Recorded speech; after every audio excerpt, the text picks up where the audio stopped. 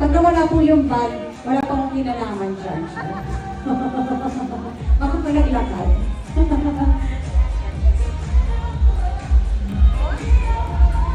Alright.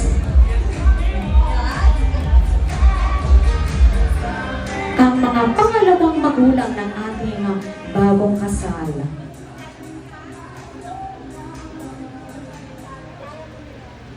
Ladies and gentlemen, let's let an ear for Ninang Soledad, Ninang Mary V. and Tita Australia. Isang pinagpalang, hindi pa rin sisimula, may piyok na ako. Isang pinagpalang gabi po sa inyong lahat. Meron pong kasabihan, ang dakilang pag-ibig ay isang tatsulok ng dalawang taong nagmamahalan at isang dakilang Diyos. Hindi ko po lubos na kilala sina Reg at Jella, pero sa kaunting panahon ng pagsasama namin sa Transco, batid ko sa diwa at sa puso na sila ay parehong mabuting tao, mapagmahal sa mga magulang, kapatid, mahusay at tapat sa hanap buhay, may magandang pangarap na kanilang tutuparin sa tulong ng may kapal, mapagmahal sa mga alaga nilang hayop, at alam kong magiging mabuting mga magulang po sila.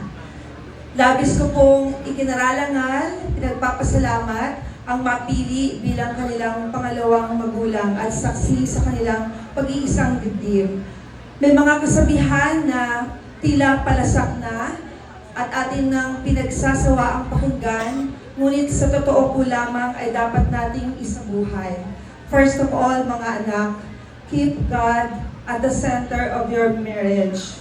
Because no matter how hard you try, no matter how successful you become, everything becomes useless if you don't have God in the center of your marriage and your life. Number 2 point, love is not enough. Remember, there must be communication, respect, friendship, loyalty, and trust. You have to communicate with each other constantly through your eyes, your messages, which are given verbally, and through your body languages. Learn to say, I love you, I'm sorry, I need you, you are beautiful, you are appreciated. 21 taon na po kami nagsasama ng mahal kong kabiyak na si Amboy, at sa gitna ng lahat ng mga pagsubok ng buhay, financial challenges, health issues, misunderstandings, communication had helped us survive everything. And of course, there has to be respect. I think your brother mentioned it a while ago. Respect means giving each other privacy, not reading each other's messages, giving each other space, understanding that you also must spend time with your friends and your family, and not just with two of you. And of course, there has to be friendship. Kapag ang tao ay tinuturing mong kaibigan, ang taong yon nais mong makasama madalas, nais mong marinig ang kanyang tinig, makasama sa halakhak, sa hirap at ginhawa. Ang taong yon ayaw mo siyang saktan. Hindi ba't mas dapat na mas pahalagaan ninyo ang isa't isa? Because you're no longer two, but one.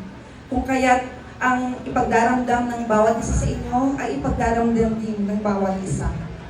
At syempre, nandiyan ang loyalty and faithfulness. Reg, anak, huwag mong bigyan ng dahilan si Jel para magduda sa pag-ibig mo at sa katapatan mo. 13 taon kayong nagsuyuan, nagmahalan, huwag mong sayangin yun dahil sa isang temptasyon. At bukod sa faithfulness at loyalty, of course, there has to be trust. You have to trust each other. And with that trust, you have to consult each other, depend on each other, and know that you have each other through thick and thin, in sickness and in health, in joys and sorrows. Ano man ang mangyari, huwag kayong bibitaw. Ipaglaban nyo ang pag-ibig nyo. Reg at Jel, ang kasal ay sagrado, pangako sa Diyos at tao.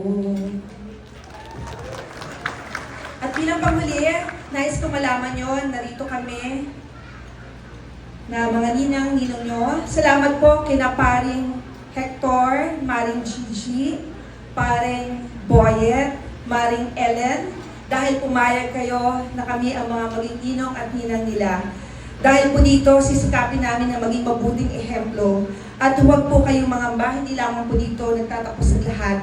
Makakasama niyo kami sa inyong paglalakbay. We will always be here for you mga anak. Tatandaan yan. Ang pag-ibig ko'y tanging sa'yo lamang, kung kaya't diliw dapat mong malaman. Minsan lang kitang iibigin, minsan lang kitang mamahalin. Ang pagmamahal sa'yo ay walang hangganan, dahil lang minsan ay magpakailanman. I love you both.